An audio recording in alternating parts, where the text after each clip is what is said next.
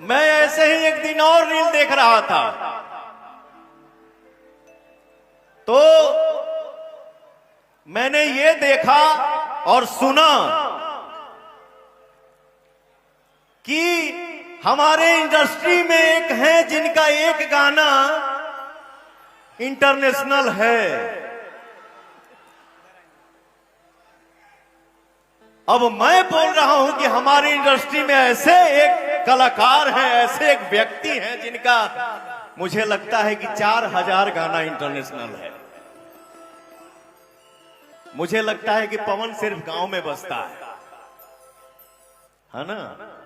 पवन सिर्फ गांव में बसता है, गांव में ही बजेगा तो ही मुझे सुकून मिलेगा।